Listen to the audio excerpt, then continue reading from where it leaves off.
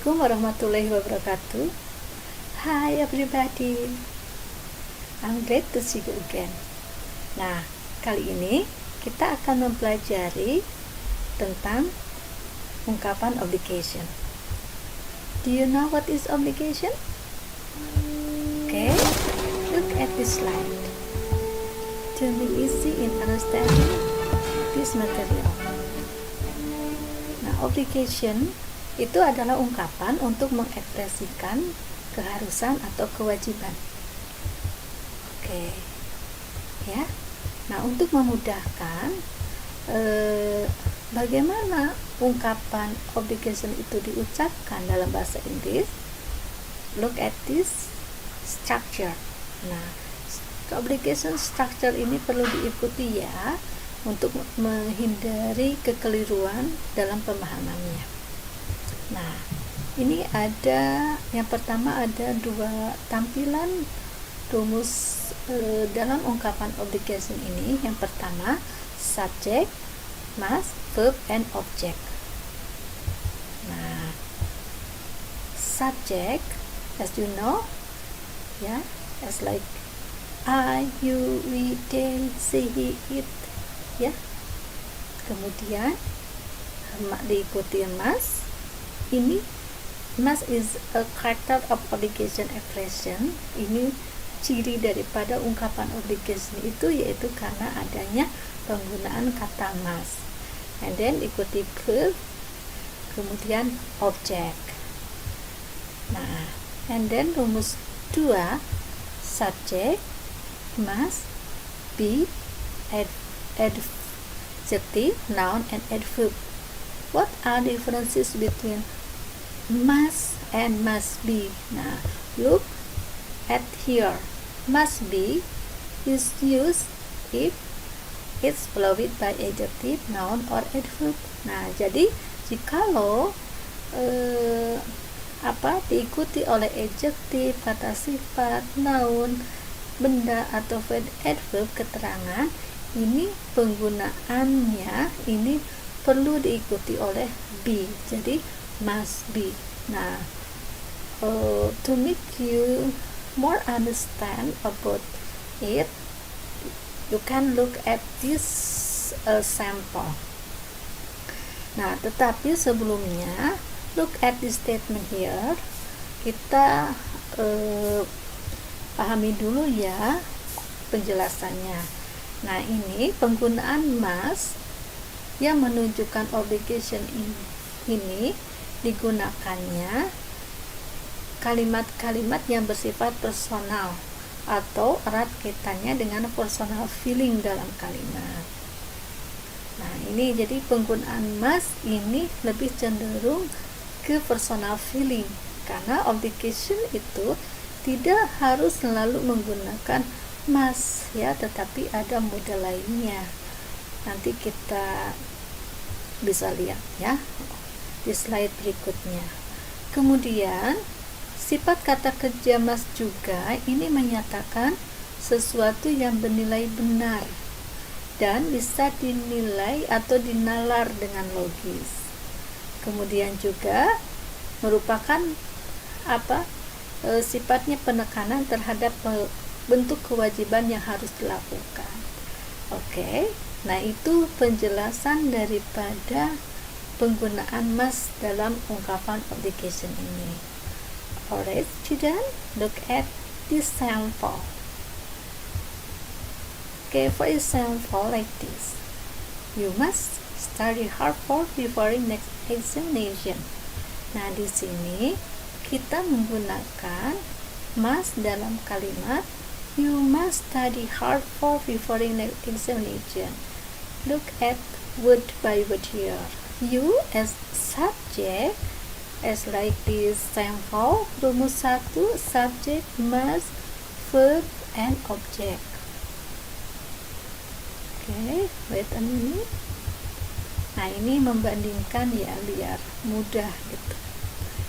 You must, and then setelah you, subject tadi ikuti dengan must, and then diikuti tadi oleh apa?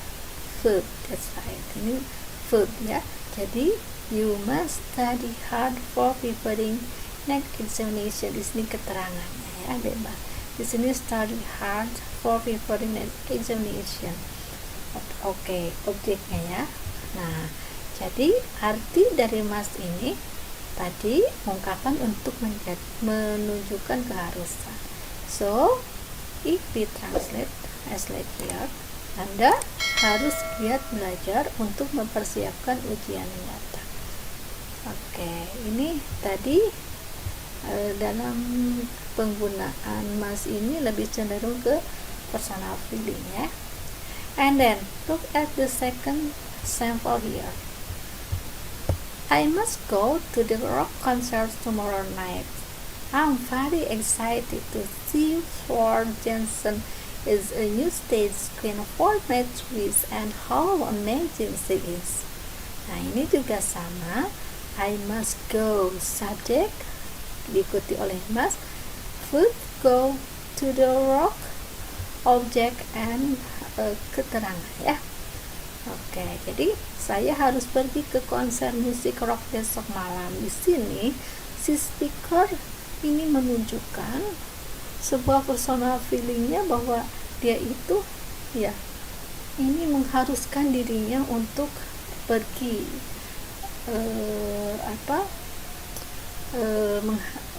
menghadiri ya, menonton rock konser ya untuk tomorrow night, besok malam.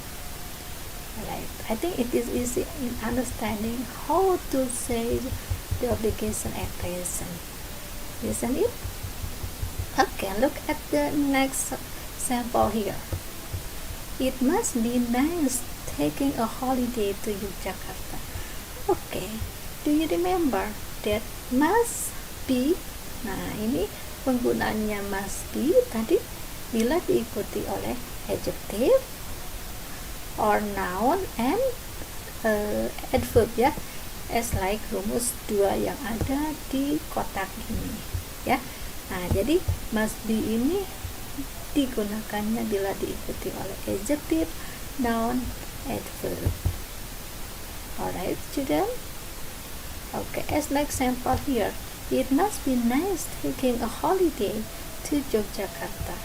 Its subject must be. Kenapa pakai must be? Karena diikuti oleh nice taking ya. Oke, nice itu adalah adjective ya. Pasti menyenangkan berlibur ke Yogyakarta. And then the second, my computer can't run well. It must be broken. Okay, it must be broken. It is obligation expression.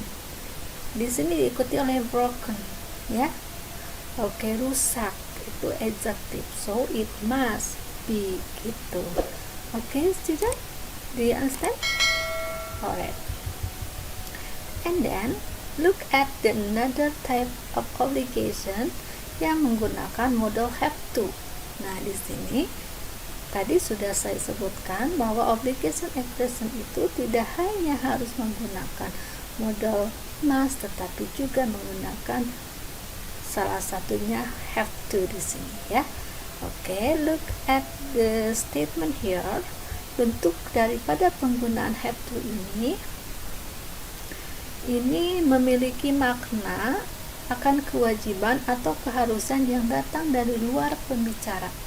Ya, kalau tadi must itu lebih cenderung ke personal feeling diri, kalau have to penggunaannya itu lebih cenderung karena pengaruh atau keharusan yang datang dari luar pembicara.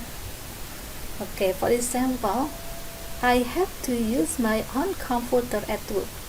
Saya harus menggunakan komputer milik sendiri di tempat kerja. Nah, mungkin saja di si speaker ini mengharuskan dari perusahaannya itu menggunakan komputer milik sendiri, ya. Alright. Nah, pada dasarnya untuk rumusannya hampir sama seperti tadi, subject, have to, verb, ya, and complement. Okay, student, look at the next sample here. Rani has to finish her experiment before Monday. Nah, di sini has to finish. Kenapa ini tidak have to ya? Oke, look at the subject, karena subjeknya di sini running ya, orang. Jadi ini menggunakan has to ya, orang ketiga tunggal. Seperti she, he itu ya, it itu menggunakan diikutinya oleh has to, sedangkan are you, they itu have to gitu ya. Alright. Nah, jadi si Rani ini mengharuskan dirinya untuk menyelesaikan percobaannya sebelum hari Senin. Mungkin itu atas dasar instruksi atau tagihan dari sekolahnya ya. And then pada contoh kalimat obligation di sini dinyatakan bahwa tadi sudah dikatakan ya, percobaan yang dilakukan sebelum hari Senin. And then look another sample. I have to get up early morning. I'm going away and my bus leaves at 5:30. Nah, di sini juga the speaker mengharuskan dirinya untuk bangun lebih awal dikarenakan harus berangkat ya, lebih awal ya, harus berangkat dan bisnya ini berangkat jam 5:30 gitu ya. Nah, ini I have to. And then you can't turn left here, you have to turn right. Nah ya, kamu tidak bisa turn left here, memutar di sini, you have to turn right. Di sini diharuskan ya untuk memutar ke sebelah kanan, bukan ke sebelah kiri ya. Ini merupakan sebuah hal yang harus dilakukan karena pengaruh dari pihak luar gitu ya, dari luar si pembicara, pengaruh luar gitu intinya. Oke. Alright student. Nah, ini untuk lebih menambah pembendaharaan dalam obligation pun di sini bisa menggunakan rumusan subject, will have to, kemudian verb. Nah, ini bila untuk menyatakan kewajiban yang berlangsung di untuk will have to ini digunakan bila ingin menyatakan kewajiban yang berlangsung di masa depan atau future. Nah, misalnya for example, I will have to go to the office early tomorrow. Ini saya harus berangkat ke kantor pagi besok. Nah, jadi bila ingin menyatakan hal yang harus dilakukan pada waktu yang akan datang ya, jadi ditambahkan dengan penggunaan will. Kemudian juga bisa menggunakan had to ya. Ini bila ingin menyatakan kewajiban yang berlangsung di masa lampau atau past tense. For example, she had to visit their credit card to buy some books. Nah, di sini perempuan ini harus menunjukkan kartu kreditnya untuk membeli beberapa buku. Mungkin hal ini harus dia lakukan pada waktu kemarin, mungkin minggu kemarin atau waktu yang sudah berlalu ya. Itulah hal-hal penting yang harus hal-hal penting yang harus diperhatikan saat kita ingin mengungkapkan sebuah ungkapan obligation dalam bahasa Inggris ya. Semoga kalian bisa memahaminya dan lebih banyak lagi membaca referensi dalam ungkapan-ungkapan obligation. I think that's all student. Mungkin itu saja penjelasan sekilas mengenai bagaimana mengungkapkan dan menerapkan ungkapan obligation dalam bahasa Inggris. Alright, thank you very much for attention. Mudah-mudahan ada manfaatnya. Assalamualaikum warahmatullahi wabarakatuh. See you.